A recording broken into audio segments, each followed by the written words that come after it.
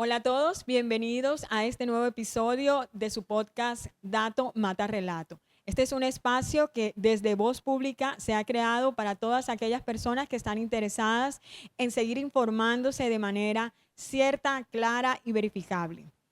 Nosotros estamos hoy gracias al patrocinio de la Sociedad Colombiana de Arquitectos y la Alianza Francesa. En este nuevo episodio, el tema que vamos a desarrollar está asociado a dos temas, valga la redundancia, que tocamos desde Voz Pública hace unos pocos días. El primero de estos es la revisión excepcional del Plan de Ordenamiento Territorial de Santa Marta, aprobado en 2020. Y el segundo, el anuncio de la fase 2 de la rehabilitación o la recuperación del plan del Centro Histórico de Santa Marta. Para analizar estos temas que son de trascendencia para nuestra ciudadanía, para nuestro territorio, hemos invitado a un personaje que muchos ya conocen por su activismo, por su interés de participar en temas de ciudad. Nuestro invitado de hoy, Daniel Barón, es arquitecto, es miembro y también director de la Sociedad Colombiana de Arquitectos y pues también es miembro del grupo de patrimonio que se lidera desde el Ministerio de Cultura. Daniel, bienvenido. Muchísimas gracias. ¿Me corriges si hay alguna imprecisión en alguno de los datos que di en tu experiencia y en tu formación? Bueno, gracias, Verusca. Saludos a toda tu audiencia de Voz Pública. Voz Pública. Estaba pensando en latín. Sí. No, precisiones. Pertenezco al Consejo Nacional de Cultura. Lo presidí ahorita en la asamblea que hubo en Yopal la semana pasada, por delegación de nuestro presidente nacional de la Sociedad Colombiana de Arquitectos, Mauricio Uribe González, y actualmente presido la regional Magdalena de la Sociedad Colombiana de Arquitectos. Eso es como lo único que hay que decirle a tu espacio. Bueno, mucha autoridad, mucho conocimiento sobre estos dos temas. Daniel, sé que presides una veeduría ciudadana que se ha organizado, se ha constituido para hacer seguimiento sobre temas de revisión del POT y el Plan Especial de Protección del Centro Histórico. ¿Nos puedes de alguna manera y de manera concreta decir cuáles son los objetivos de esta veeduría y por qué la ciudadanía debe estar atenta a los resultados y a la gestión que ustedes desarrollen? Bueno, la experiencia nuestra desde la Sociedad Colombiana de Arquitectos con relación a los temas de ciudad en la constitución de veedurías ya empieza a tener cierta extensión y cierta importancia en la medida en que pudimos participar desde hace ya casi una década de una primera veeduría ciudadana técnica especializada montada dentro de un programa nacional de la Contraloría de la Nación que se llama Compromiso Colombia. Desde allá, desde ese gobierno central, se detectaron más de 800 elefantes blancos en su momento en todo el país, que sumaban cerca de 3 billones de pesos, representados en obras inconclusas o en obras siniestradas. Nosotros nos vinculamos a una primera veeduría para el seguimiento del contrato que se tenía para la reconstrucción o intervención del Teatro Santa Marta. Ahí hicimos parte de la primera veeduría ciudadana junto con FENALCO, con la Sociedad Colombiana de Ingenieros del Magdalena, los gremios culturales de la ciudad, y luego de casi 4 años de seguimiento a ese proceso contractual logramos sacar adelante el teatro, porque esa era una obra siniestrada que arrancó con un presupuesto de 22.000 millones de pesos para ejecutarse en 5 años, terminó costando 42.000 millones de pesos y demorándose el doble del tiempo. Todo por una mala contratación de los insumos, de las consultorías, que se hicieron desde el gobierno central en su momento, un proceso viciado de corrupción en la contratación de la licencia de construcción, los temas de la incorporación de ese edificio nuevo en el Plan Especial de Protección del Centro Histórico. Finalmente, ustedes ven que hay un edificio público de última generación, el cual la ciudad ha vuelto a utilizar para su beneficio cultural, y ese es un resultado positivo. Si no hubiera sido por esa veeduría, no hubiéramos podido. Bastante positivo, de hecho, porque es un muy alentador mensaje para la ciudadanía que cree que no hay elementos o no hay herramientas para defender lo público. Y este es un caso exitoso, valioso como experiencia y también como mensaje para que de alguna manera otros ciudadanos tomen la iniciativa de defender lo público, de defender lo que a todos nos interesa como sociedad. Entonces, finalmente tenemos ahí ese edificio, no tiene simplemente una connotación de patrimonio, de histórico, sino también de digamos, un ícono de lo que es la defensa de los intereses públicos a través de una veeduría que en buena hora se apersonó del tema y no dejó que eso quedara como un elefante blanco más de este gran zoológico que tenemos en el territorio. De elefantes. Valioso. Bueno, para los temas que traemos, que el primero de estos es la revisión del POT, y que hay una revisión que fue definida que es una revisión excepcional. Y ya que tocas el tema de que uno de los problemas o de donde surgen los problemas en el caso del edificio del Teatro Santa Marta es la consultoría. A partir de lo que tú señalas allí, de los problemas que hubo en esa contratación, derivaron una serie de situaciones que pusieron en riesgo este propósito de recuperar este edificio. En el caso de la revisión del POT, lo que desde Voz Pública se dio a conocer es precisamente unos cuestionamientos frente a la consultoría que se contrató para desarrollar inicialmente el elaborar el POT. En ese momento, lo que se da a conocer por parte de Voz Pública es que antes de que fuera este POT aprobado, hubo una contratación en la que básicamente se estaba requiriendo para un contratista que de hecho había hecho parte de la consultoría unos insumos que debían ser también parte de lo que entregaba la consultoría como productos. Entonces pareciera que hubiera una duplicidad frente a los productos que estaba contratando en ese momento la alcaldía de Santa Marta.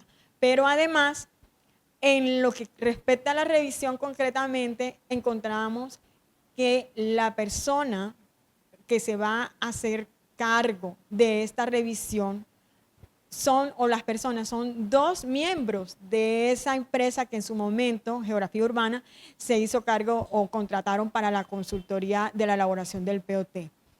Usted, conociendo todo esto, porque sabemos también que fue una de las personas que se pronunció frente a las debilidades técnicas con las que se estaba adoptando ese POT, ¿qué impresión le genera este hecho, estos contratos en los que básicamente los que hicieron parte de la elaboración son los mismos profesionales que van a tener a cargo la revisión del POT?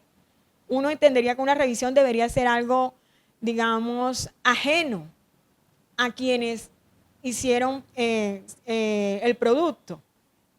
¿Cree usted que en este sentido hay que confiar o crea dudas respecto a la calidad, respecto a la legalidad y respecto a los aspectos éticos esta contratación? Bueno, la pregunta tiene muchas aristas, pero para dar un poco de contexto, porque cualquier respuesta que te dé en este instante puede de alguna manera calificarme como bueno o malo para el gobierno actual del distrito, que es el encargado y el responsable de la revisión del plan de ordenamiento territorial. Lo primero es decirte que la Sociedad Colombiana de Arquitectos del Magdalena viene vigilando este proceso del POT desde que se creó el primero, el Jate Matuna del año 2000, el Acuerdo 05. Siempre estuvo la Sociedad Colombiana de Arquitectos en las mesas, luego de 12 años que no se revisó. Estuvo también cuando Prosierra empieza a liderar por iniciativa de la Sociedad Colombiana de Arquitectos el proceso de revisión y consigue unos recursos de Ecopetrol, y contrata el distrito a unos consultores de primera calidad internacionales, que son recomendados por ONU Habitat, que era también parte del convenio interinstitucional que se suscribió Ecopetrol, Fundación Prosierra, Distrito, para aunar esfuerzos para revisar en ese momento, de manera tardía, ese plan de ordenamiento territorial del 2000. De allí surgieron unos consultores internacionales, uno que se llama AECOM, que tiene todos los pergaminos del mundo porque revisó el POT de Nueva York o ha trabajado en todos los rincones del mundo generando planes de ordenamiento territorial. Y entiendo que dentro de ese pool de consultores que trajo AECOM estaba una empresa local colombiana llamada Geografía Urbana. Y Geografía Urbana y AECOM y Prosierra salieron del convenio porque este convenio no ejecutó, no produjo una revisión que se elevara a acuerdo municipal por el Consejo de un nuevo instrumento de gestión del suelo urbano y rural de Santa Marta. Allí aparecen al final del proceso ya unas personas naturales a quienes no me quiero referir en este momento, como asesores del despacho de la alcaldía para finiquitar todos estos asuntos de revisión del POT que le permitieron en su momento en el año 2020, en pandemia, al Consejo Distrital llegar al acuerdo que aprobó el nuevo POT, que es el que nos rige por los próximos 2 años contados desde el año 2020. Entonces, sí, por supuesto, como quiera que nosotros participamos en todas las mesas, revisamos el proyecto de acuerdo, miramos muy atentamente los soportes técnicos que debió tener en su momento el instrumento, que nunca los tuvo. Simplemente parecía que se traía de otros documentos, se copiaban unos textos, se traían unas visiones del modelo de ordenamiento territorial, en ese momento en vigencia en la discusión nacional, en el estado del arte de los ordenamiento territorial, como los temas ambientales, los temas de cambio climático, los objetivos de ONU Habitat para los sistemas universales de ciudades, etcétera. Todo eso se incorporó allí, pero eso era muy débil, o es muy débil actualmente con relación al espacio. A la realidad. A la realidad Entonces, corresponde a los órganos de control calificar la gestión del gobierno actual en términos de si es legal o es ilegal. Corresponde a esos entes de control y a los jueces de la República fallar. Pero aquí hay un aspecto muy importante que tanto consultores como responsables públicos de las gestiones del distrito omiten, y es que parece que no entendieran que lo que los va a calificar no va a ser un juez, sino va a ser la historia, y la historia del desarrollo urbano de la ciudad. Hoy en día la historia se construye, a diferencia de décadas y siglos pasados, más en datos que en relatos. Sí. Por eso la importancia de tu espacio. Y la historia no perdona. Entonces, si bien ahorita podemos ver que el burgomaestre está interesado y está haciendo una gestión para revisar ese POT, digamos que los contenidos no los conocemos a fondo y empieza a generar un malestar el que para que un responsable de ese proceso entregue información que es pública, a la cual tenemos derechos todos los ciudadanos de Santa Marta, tenga que recurrirse a un derecho de petición, a una tutela, y que incluso haya desacatos con relación a la solicitud de esa información básica, eso ya empieza a generar una incomodidad y para no utilizar en este momento términos mucho más duros. A eso iba, ahora que mencionas, o que llegaste a ese punto, qué información hay sobre el avance de esta revisión del POT? Porque tengo entendido que lo único que hasta ahora se conoce es que se han contratado la revisión, que es una revisión excepcional. Pero como veeduría, ¿qué información le podemos dar a la ciudadanía frente a los avances de los que ustedes hayan tenido conocimiento o de los, procesos o actividades de las que se haya hecho parte la veeduría en este proceso de revisión del POT? Bueno, nosotros hemos asistido a 2 convocatorias que hizo el distrito hace unos meses con ese objeto, dentro de las cuales uno de los objetivos de esta revisión excepcional es un tema que nos preocupa mucho, que es una simplificación normativa, que puede tener un título muy interesante para quienes estamos interesados por nuestro oficio en el tema de licenciamiento, en el tema de desarrollo predial, en el tema de infraestructura. Esa simplificación normativa no conocemos el alcance.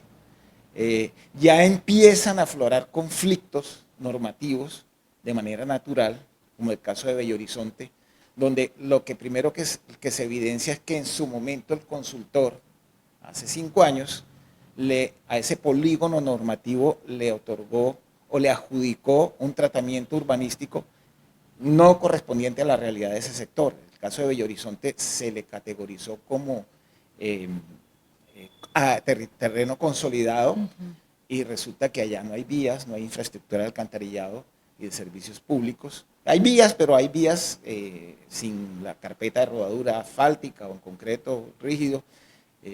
No hay alcantarillado. ¿Y no fueron producto de una normativa en su momento? Que pudiera ser que tuviera una nota en la que los constructores o los desarrolladores de proyectos y el mismo distrito priorizaran la infraestructura para poder hacer unos desarrollos armónicos y no que generaran conflictos entre vecinos, que es lo que está pasando. Entonces, esta comunidad se organiza para defenderse,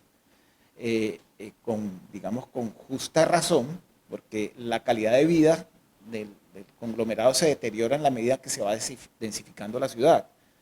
Sin embargo, a ellos también se les puede categorizar o juzgar de, bueno, ya como ellos llegaron primero, entonces ellos están defendiendo sus privilegios. Sus privilegios, exactamente, y los refuerzan en la medida en que sacan del mercado a cualquier otra consolidación de nuevos edificios o nuevos conjuntos habitacionales. Entonces, el tema es muy complejo, pero creo que esa es una acción popular, ya es un reflejo de que la norma estuvo mal formulada. No, y nadie le quita la razón a ellos de que en realidad lo que está en el papel, lo que se dispuso en el POT, no corresponde con la realidad del sector. Ahora, un POT lo que debe buscar es precisamente eso, resolver los grandes conflictos urbanos, más aún cuando el estado del arte indica que las ciudades lo que deben es densificarse y consolidarse dentro del perímetro urbano y no expandirse, que es, digamos, el postulado la línea conceptual que tira ONU Habitat a nivel universal, que es construida desde todos los rincones, desde el ambiental, desde el cultural, desde la infraestructura, desde el comercial, desde el económico. Entonces, el solo hecho de que las ciudades deban concentrarse, consolidarse, densificarse, ya implica un conflicto o infinidad de conflictos, que es lo que se refleja allí en el caso. Y entonces, ¿qué expectativas habría si los consultores que en su momento, digamos, han propiciado este conflicto a través de las normas que sugirieron o que desarrollaron allí, hoy son los encargados o deberían ser los encargados de corregir esos conflictos? ¿Qué expectativas hay frente digamos, a la objetividad con la cual ellos vayan a hacer la revisión de este POT y le vayan a entregar a la ciudad un documento en donde todas estas debilidades y todas estas fallas que han sido ampliamente documentadas y por personas como tú y otros especialistas en la ciudad? ¿Qué podemos esperar entonces de esta revisión si de salida tiene el conflicto per se de que los mismos que estuvieron en la producción de estos conflictos son los que deberían revisar o ajustar esto? Bueno, a nosotros nos corresponde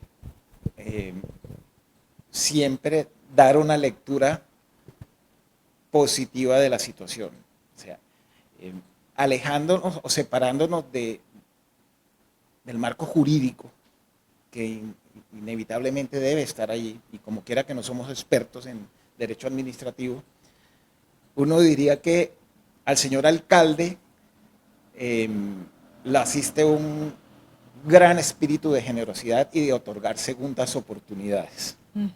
Entonces, uno pudiera decir, bueno, pero es que el que sabe de esto y sabe en qué se equivocó es el consultor original. Pero, repito, alejándome del marco jurídico, yo diría que uno en temas de ordenamiento territorial no puede cometer ese error, porque es que no se trata de individuos. Hoy en día el ordenamiento territorial es tan complejo, que se trata de equipos. Entonces, más que personas naturales o consultores naturales o empresitas que tienen el nombre y la razón social, pero que no tienen los equipos idóneos, miren, hacer un plan de ordenamiento territorial requiere cartógrafos, geógrafos, expertos en suelos, expertos en población, expertos en economía urbana. Y desafortunadamente en todo el país está pasando que le entregan estos contratos de revisión a abogados con maestrías y doctorados en derecho urbano. Pero es que resulta que cuando tú cometes ese error como administrador público, le estás quitando el alma al proceso de revisión o de formulación del POT. Y a nosotros los arquitectos o los urbanistas nos corresponde soñar la ciudad. Y soñar la ciudad implica precisamente poderla pensar para que a futuro sea competitiva, sea exitosa, sea armónica, ofrezca calidad de vida a sus habitantes, esté equilibrada con el medio ambiente. Soñar y diseñar la ciudad implica desconectarse precisamente de ese marco jurídico, porque si tú te limitas solamente por eso, entonces terminas contratando abogados y teniendo que seguirlos contratando solo para el proceso de licenciamiento, porque es tan difícil entender la norma que a otrora en el Jatematuna era clarísima, que ahora tú lo que estás generando es inseguridad jurídica a las comunidades, a los constructores, a los arquitectos, a las familias que tienen una propiedad que la han pagado durante 20 años, 30 años y que es lo único que le van a heredar a sus hijos. Entonces, la respuesta desde la veeduría no te la doy yo, porque la veeduría es un cuerpo colegiado. Yo puedo estar liderando el espacio y estar buscando los espacios para que podamos participar, pero finalmente al interior de la veeduría hay unas conversaciones y unos intercambios de opiniones, pero en general en este espacio me atrevo a decir que a nosotros no nos produce mucha esperanza que el resultado de este proceso de revisión vaya a sacar a la ciudad del atraso o nos vaya a poner a la vanguardia de las ciudades del Caribe, por lo menos las del Caribe en temas de competitividad. Pero, perdóname, estamos compitiendo con Barranquilla y con Cartagena. Y ustedes pueden ver el cambio urbanístico de Barranquilla, sí, y al que empiezan a sumarse Cartagena. y nosotros no tenemos una visión macro unificada, no hemos soñado una ciudad que les pueda competir, porque desde la trinchera ambientalista nos atacan a los urbanistas, inclusive se estigmatiza a los constructores. Sí. O sea, eso me parece absolutamente injusto de toda la discusión. Ah, no, que es que los constructores son unos depredadores. Sí, lo somos por naturaleza, pero resulta que somos los generadores de empleo, los generadores de institucionalidad, los que le estamos dando a la ciudad una formalidad en el predial, en la recuperación de predial, en la generación de servicios de energía, agua. Si bien aumentamos la demanda, también estamos produciendo la caja para que la ciudad informal se pueda sostener. Y ese modelo está colapsando. Pero ahora que lo mencionas, frente a esas, digamos, desconfianza o a esa incertidumbre que tienen frente a los resultados de esta revisión, y teniendo en cuenta lo que comentaste hace un rato de que, digamos, no están garantizados los espacios de participación ciudadana en el proceso, que es lo que interpreto por el tema de que no están dando los insumos de información que se requieren para analizar cómo está avanzando este proceso de revisión del POT.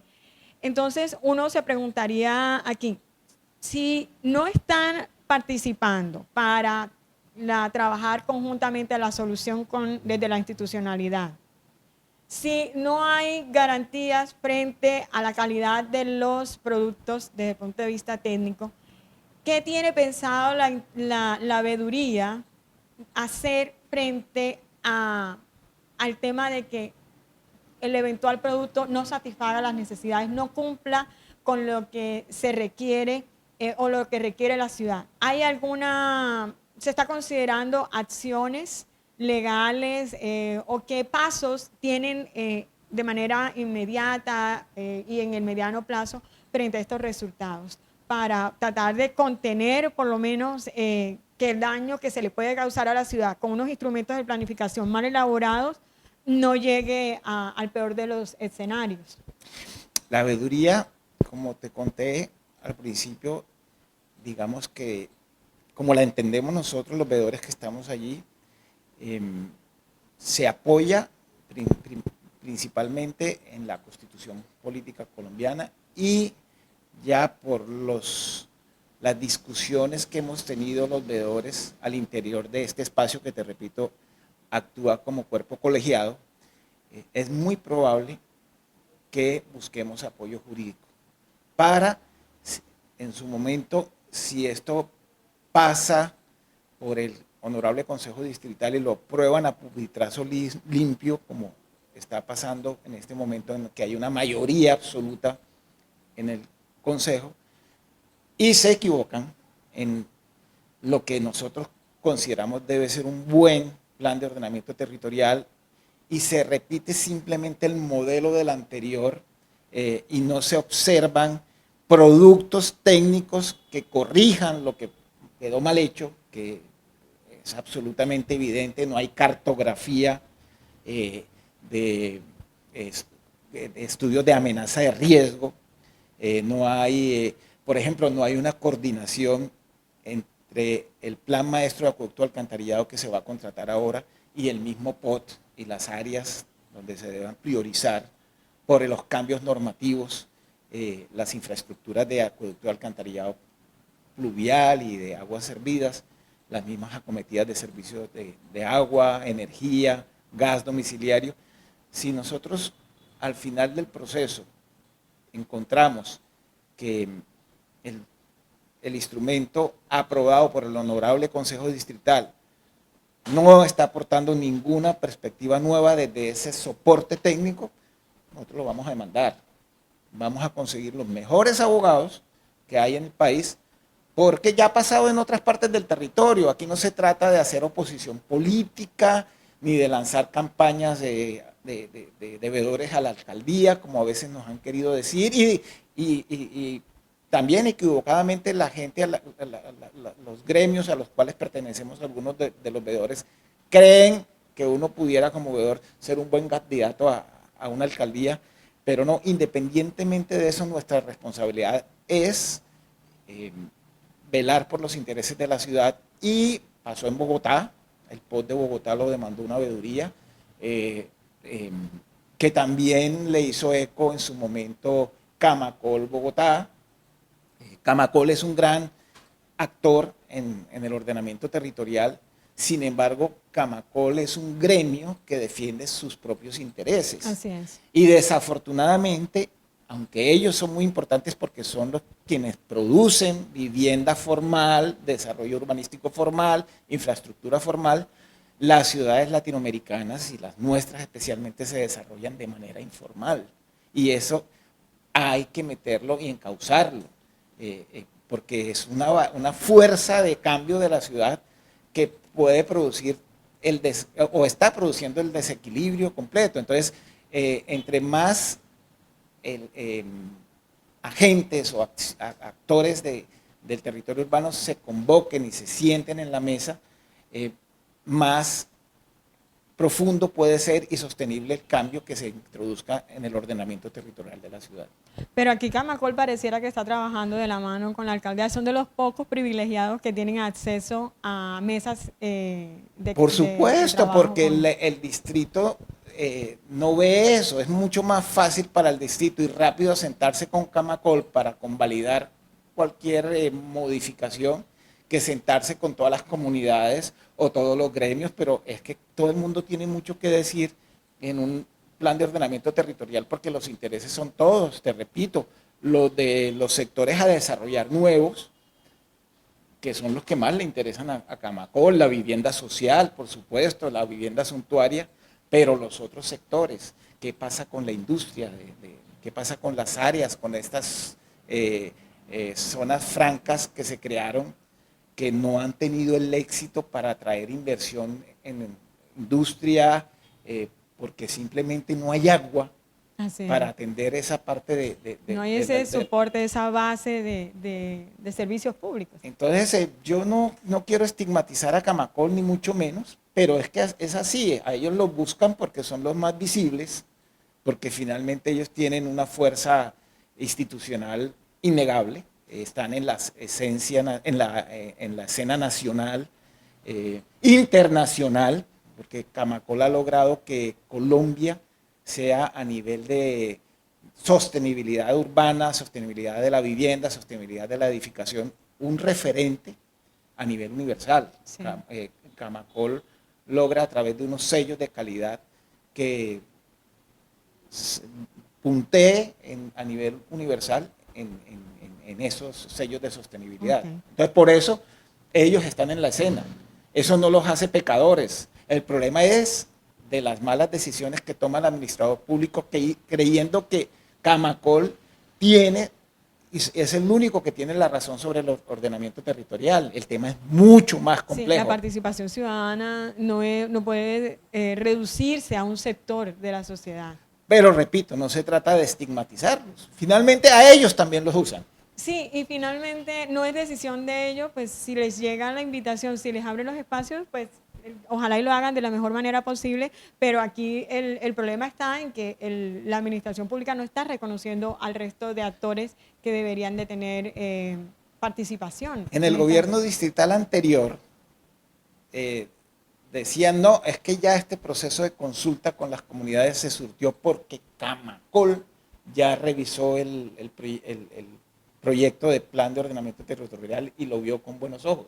Claro, Camacol lo revisó y desde sus intereses lo validó, pero no desde los intereses de las demás personas. Por eso te digo que también los utilizan a Camacol. Entonces, el problema aquí es que hoy lo que vivimos los ciudadanos de Santa Marta obedece a lo que se planificó, concertó y soñó mal hace 30 años. Eso mismo nos va a pasar con más atenuación de los problemas de desequilibrios urbanos dentro de 10 años si no hacemos un buen plan de ordenamiento territorial. Bueno, como también la veeduría hace parte, está interesada en hacer seguimiento al plan especial de protección y a todo lo que tiene que ver con el centro histórico, Y de hecho, en el artículo pasado tocamos el tema desde Voz Pública del anuncio de la administración distrital de que avanzaba esta segunda fase de la recuperación del centro histórico. Queremos saber si como veeduría ustedes se ha tenido acceso a información sobre esta segunda fase y algunos criterios técnicos que de pronto den respuesta a por qué unas u otras intervenciones frente a esta segunda fase que se han priorizado, y si sabe, si hay conocimiento de que el PEP, el Plan Especial de Protección, está siendo revisado o se va a revisar, en qué estado se encuentra ese proceso, si es que ya inició. Bueno, yo me voy a salir de mi posición de veedor y voy a tomar la de consejero nacional de cultura, porque el problema aquí es más complejo y más desalentador. Nosotros desde la Sociedad Colombiana de Arquitectos Regional Magdalena, junto con otras organizaciones, otros espacios como el tuyo, hemos venido desde hace mucho tiempo señalando las malas prácticas de la protección del patrimonio protegido en el centro histórico. Es decir, las malas remodelaciones, ampliaciones de las casonas o de los inmuebles representativos en el perímetro del centro histórico, que está protegido por la resolución del Ministerio de Cultura. Te digo, o les digo que asumo en ese momento el rol de consejero nacional de cultura porque en Yopal, el viernes pasado, uno de los puntos del orden del día era el informe de gestión del área de patrimonio del Ministerio de las Culturas, las Artes y los Saberes con relación a un Plan Nacional de Reactivación de Centros Históricos. Allí lo que pudimos observar es que el ministerio no está revisando a fondo la estructura del instrumento de gestión de protección del patrimonio arquitectónico o de los centros históricos.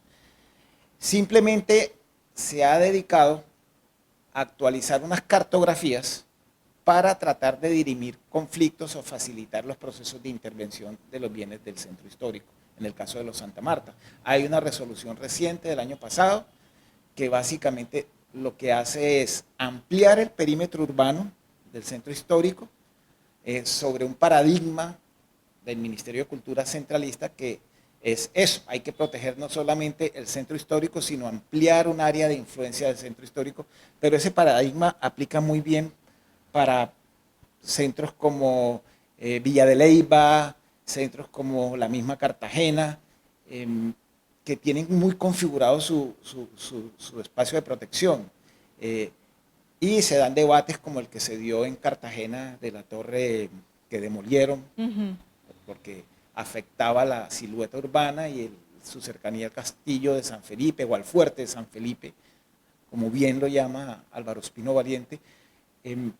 No lo puedes aplicar ese paradigma igual en Cartagena, Villa de Leyva y en Santa Marta. Santa Marta tiene otras dinámicas. Si no hemos sido capaces de proteger nuestro centro histórico, las 60 y pico hectáreas que están entre la calle 22, Avenida del Ferrocarril y el Camellón de la Bahía, lo ampliamos y creamos más conflictos en las siguientes manzanas de Bellavista, donde tú puedes ver que hay pudieras alegar que hubo una competencia desleal, porque sobre esa manzana inmediata a la 22, o sea, entre 22 y 23, sí se hicieron torres de 22 pisos y a alguien que quedó a la espera de desarrollar su edificio se le prohíbe ahora bajándolo a 2 pisos. Eso no tiene ningún soporte, ningún estudio técnico de soporte. Digamos que le puede servir a la ciudad temporalmente para controlar el problema ahorita del alcantarillado insuficiente allí, pero eso no es democrático. Y sectores como el sector residencial allá por los lados de la avenida del ferrocarril, que son propicios para vivienda de interés social, clase media baja, hasta clase media, esas manzanas las está sacando del mercado y le está quitando oportunidades a la ciudad de densificarse alrededor del centro urbano, del centro protegido. Entonces, digamos que la discusión allí es un poquito desalentadora en la medida que sigue gobernándonos el gobierno, el nivel central. Siguen mandándonos consultorías desde Bogotá, en este caso la que contrataron para revisar el PEM de Santa Marta y actualizar la cartografía desde el 2018. Y la vienen a aprobar por resolución. La consultoría que está haciendo esa revisión la contrató el ministerio en el 2018 en Bogotá sin darle oportunidad porque aquí no se conoció la convocatoria. En la parte justificativa que uno lee ¿cómo se llama? En la publicación que debe surtir efecto para que la norma se consolide jurídicamente, se dice que el Consejo Distrital de Cultura se consultó en su momento y que ante la ausencia de ese centro, ese consejo, el ministerio asumió esos roles. Y que como el distrito nunca actualizó esa cartografía que se dijo que se tenía que actualizar, entonces el gobierno central entra a suplir esa deficiencia de acción del esa distrito. Incompetencia. Esa incompetencia, correcto. Entonces, es desalentador porque no hay una discusión nacional en este momento con relación a qué nuevos elementos tiene que meterse en el instrumento de gestión de protección del suelo fundacional, porque, por ejemplo, hoy las amenazas son la gentrificación, y tú lo ves en el Centro Histórico de Santa Marta, sí. Hoy las amenazas son expulsión de las comunidades. De las comunidades que son las que le dan sentido a la idiosincrasia samaria que existe, que se empieza a evaporar, entonces se vuelve, con el paso del tiempo, el centro histórico se volverá algo comercial, anodino completamente, desarraigado, igualito al Parque Lleras en Medellín, igualito a lo que estaba pasando en Getsemaní en Cartagena, donde sí corrigieron, porque se vuelve un tema de turismo y degradado a drogas y sexo, que es lo que está pasando en muchos centros protegidos de todo el mundo. En las discusiones las ves tú ya inclusive en Europa, en Barcelona, donde los mismos habitantes se organizan y reaccionan ante los impactos que el turismo tiene sobre las comunidades. Y demás. Pero en cuanto a la revisión, o sea, ese proceso sí se está dando y la ciudad tiene conocimiento, ¿se tiene conocimiento desde el Consejo de Patrimonio entonces? No, es que creen que la revisión se hizo porque se hizo una resolución, porque el ministerio emitió una resolución. Y entonces lo que hizo fue actualizar una cartografía que le facilita a los curadores urbanos abrir el proceso de licenciamiento para que cuando se presenten los proyectos en las curadurías sean remitidos a la mesa especializada dentro del Consejo Distrital de Cultura para que otorgue el visto bueno sí o no. Eso facilita las cosas. Pero aquí hay otro faltante, es el control urbano. Todos los días el informador en el chat nuestro de socios llegan denuncias y a la vista de todo el mundo tumban una casa, una fachada la alteran, construyen una terraza. Ahora con el asunto de los paneles fotovoltaicos estás viendo tú tejados cubiertos. Esto le llamaba Rogelio Salmano la quinta fachada. Entonces son quintas fachadas que uno no diferencia por debajo si es teja metálica o son paneles fotovoltaicos. Eso no se normatizó y está muy bien que nos pongamos al día con la tecnología, pero tampoco podemos acabar nuestro patrimonio arquitectónico fundacional así. Ahora, más grave aún, porque aquí la discusión no solamente es el centro histórico, es que en Colombia no llegamos a 50 centros fundacionales protegidos con plan especial de protección. De 1.121 municipios declarados, solamente 50 pueden tener acceso a eso. Y el centro se protege porque es el generador de cultura, de tradición, de identidad. Por eso es que se protege, no se protege por los edificios y para atraer turistas y para que las casas se valoricen. Se protege. Y aquí se está perdiendo la esencia de eso. Un centro histórico se protege es para garantizar la sostenibilidad en el tiempo del patrimonio inmaterial, que es esa suma de costumbres, tradiciones e identidad local. Bueno, uno de los aspectos que se anunció o las intervenciones que se anunció como parte de la segunda fase es la peatonalización de la calle 11. Se van a restaurar algunas de las más emblemáticas plazas de la ciudad. Se está hablando ya que por fin se van a mejorar la iluminación y el tema de los cableados y demás va a ser soterrado. Pero hay algún, como en este caso de la calle 11 que se peatonalizaría, ¿cuál es el criterio técnico o la explicación de por qué esa calle, por qué no otra, por qué, qué impacto puede tener en la movilidad del centro histórico? ¿Alguna razón en específico para eso? Porque o sea, a la vista suena muy bonito, un espacio más para que la ciudadanía disfrute del centro histórico. Pero Mira, Verosca, cualquier iniciativa del distrito encaminada a recuperar espacio público y perfil urbano en el centro histórico siempre será bienvenida. Nosotros como Sociedad Colombiana de Arquitectos, siendo el órgano, el cuerpo idóneo para pronunciarse sobre eso, desconocemos el proyecto.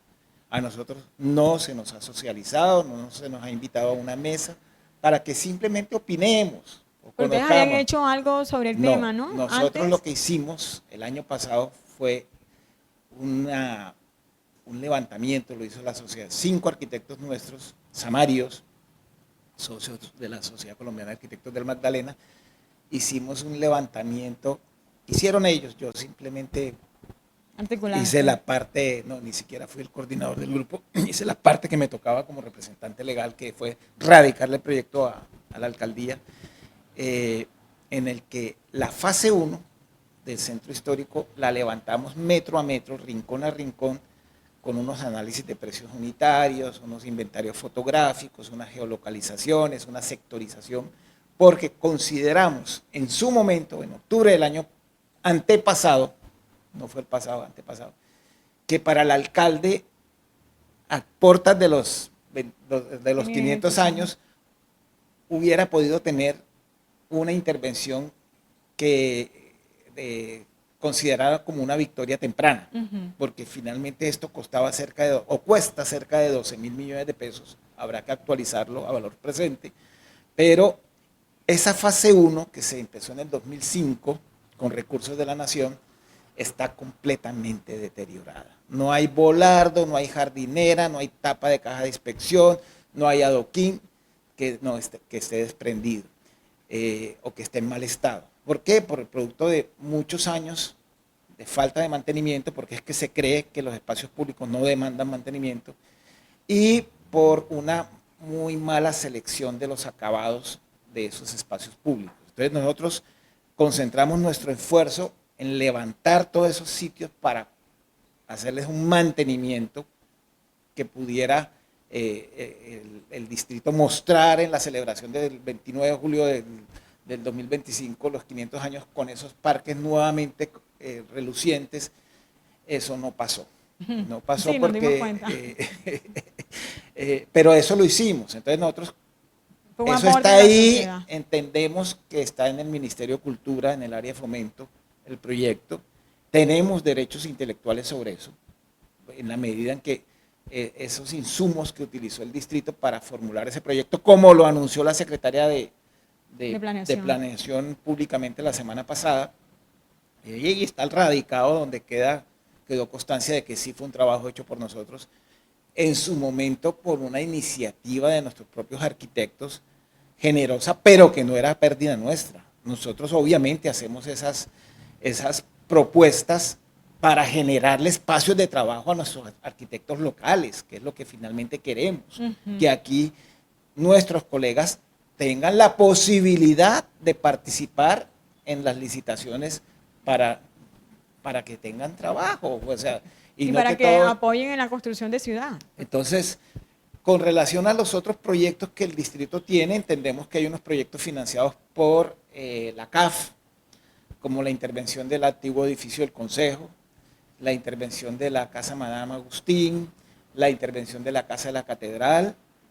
Sabemos porque están enunciados, pero no conocemos ningún proyecto porque no han sido, no les han participado de esto. Socializado y además son como cosas muy puntuales que tampoco demandan mucha socialización. Llama la atención que el común denominador en estos planes, contrario a lo que expresa el alcalde en alguna de la publicidad política pagada que está teniendo, que se está abriendo espacios a la participación ciudadana.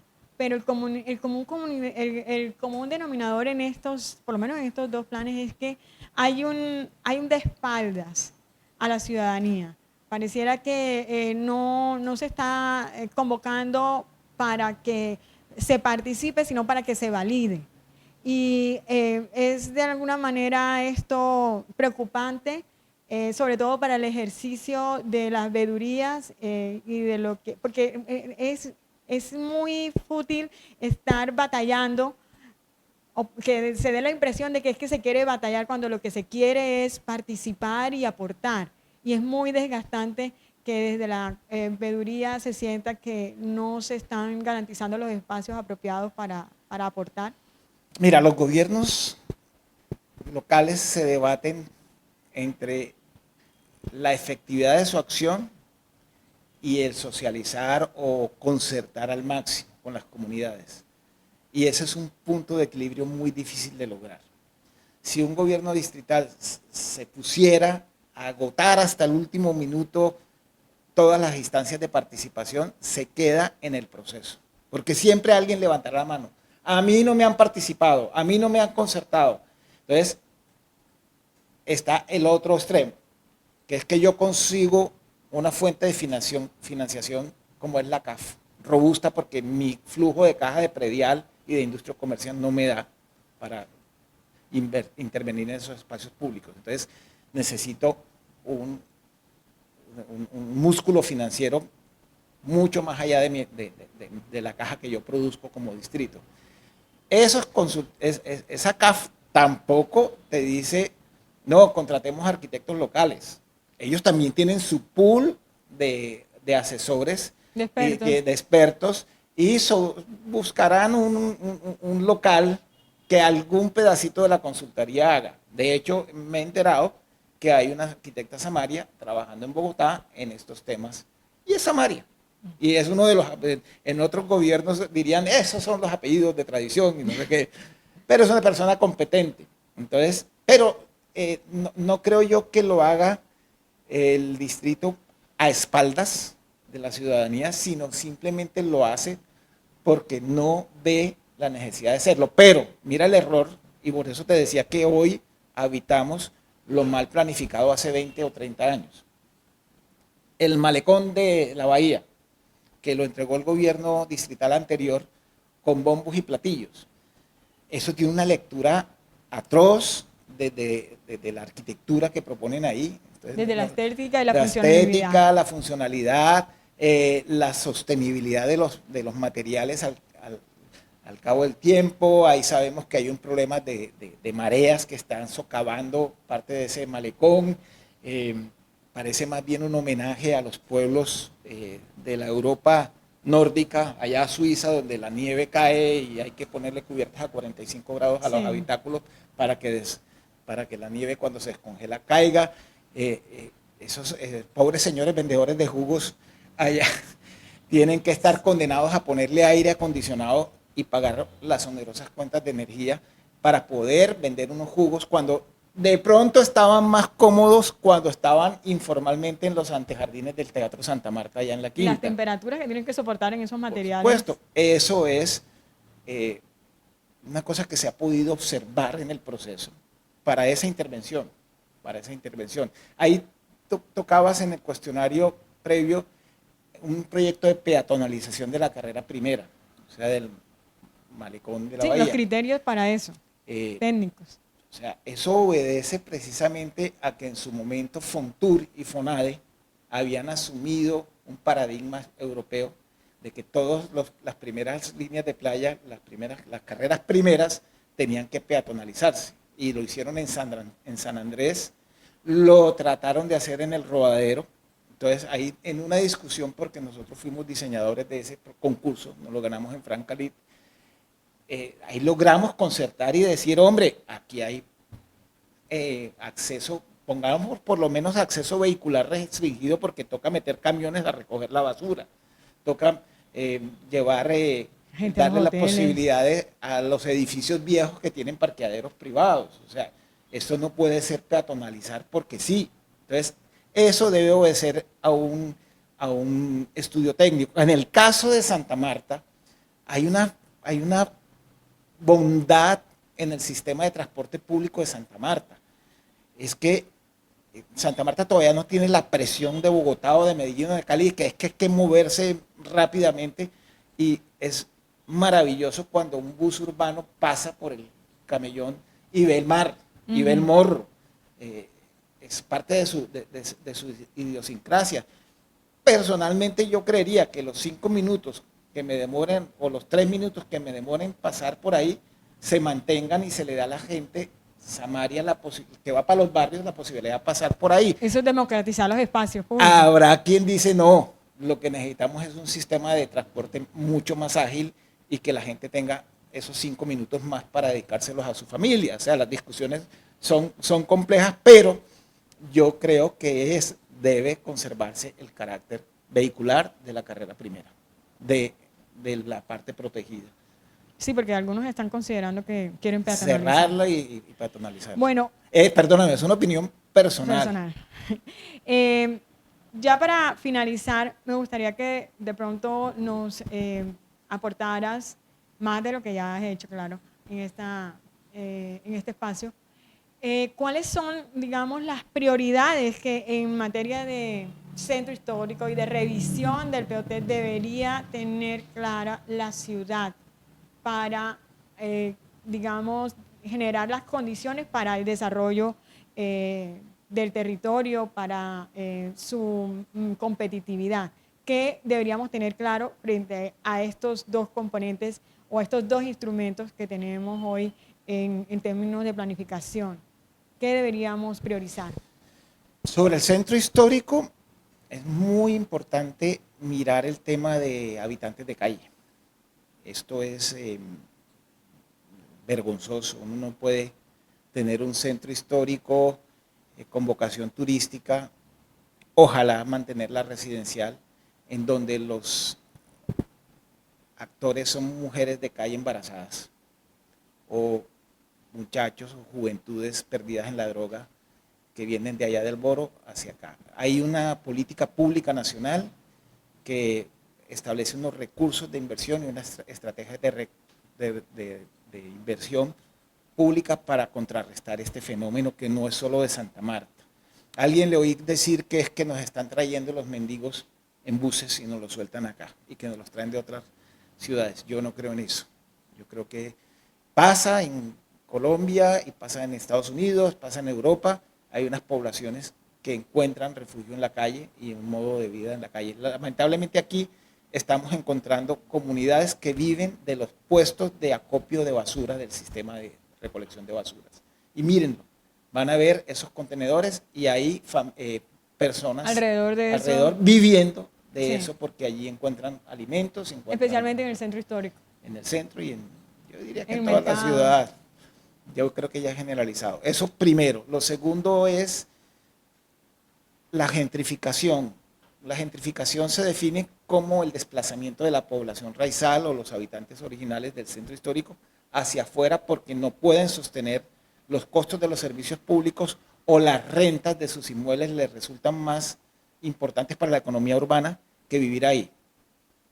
Eso es pérdida de identidad y eso se contrarresta con un tema de impuestos. En su momento, me contaba Jorge Catime Fontalvo que cuando fue presidente del Consejo aprobaron una exoneración a las viviendas del centro histórico por 10 años que demostraran que siguen siendo vivienda, porque a los que se vuelven restaurantes o hoteles, boutiques, pues obviamente tienen que generar rentas.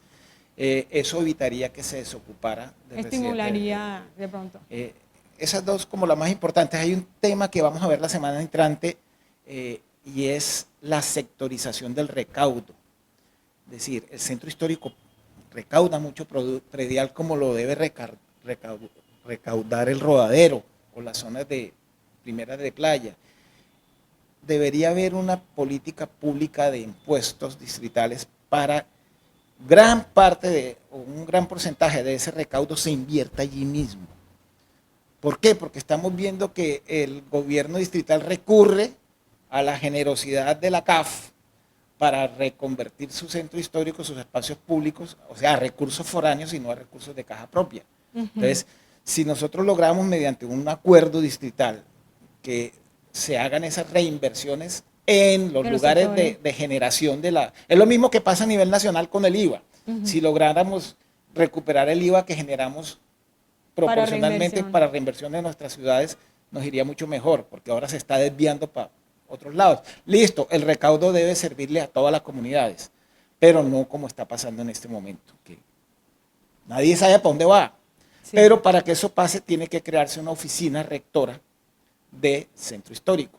Y es lo que tal vez vamos a proponer desde la Sociedad Colombiana de Arquitectos en un foro que queremos hacer, Barranquilla, Cartagena, Santa Marta, ojalá Riohacha y Valledupar, para revisar los planes especiales de protección de los centros históricos. Porque no hay en la institución del instrumento de gestión una estructura de gobernanza de la financiación y de la priorización de los proyectos que deban. ¿Y en caso de la revisión del POT?